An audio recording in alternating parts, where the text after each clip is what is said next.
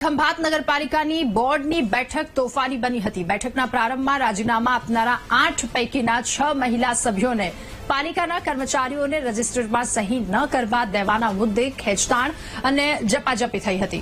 6 મહિલા સભ્યોએ હાઈકોર્ટમાં પિટિશન પણ દાખલ કરી હતી, જેમાં હાઈકોર્ટે બોર્ડ બેઠકના એજન્ડાના કામ નંબર 3 પર સ્ટે આપતા હુકમ કર્યો હતો।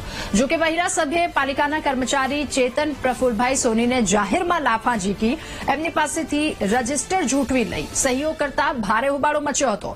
આ મુદ્દે હોબાળો મચાવી પાલિકાના કર્મચારીની સાથે ઝપાઝપી કરી સરકારી કામમાં દખલ બદલ પોલીસ ફરિયાદ પણ નોંધાઈ છે અને પોલીસે ગુનો નોંધી કાર્યવાહી શરૂ કરી ખંભાતનું રાજકારણ ગરમાયું છે।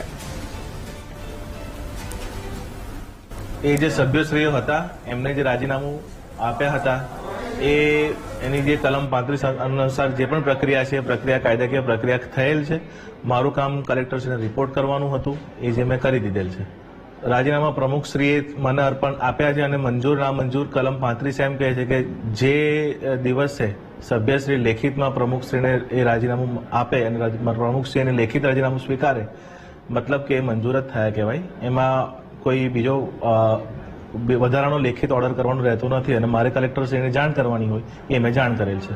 આજે જે એજન્ડા નંબર 3માં જે સ્ટે આવ્યો છે હાઈકોર્ટમાંથી, એ સ્ટેમાં એવું છે કે ભાઈ જે 14 જે ભાજપના અમારા 14 સભ્યો છે એમાં જે કમિટી ચેરમેનો હતા અને એના અંદરના સભ્યો હતા એની જ અમારે એના નિમણૂક કરવાની હતી અને આનો અર્થ સંદર્ભ એ આ લોકોએ ઊંધો લીધો છે।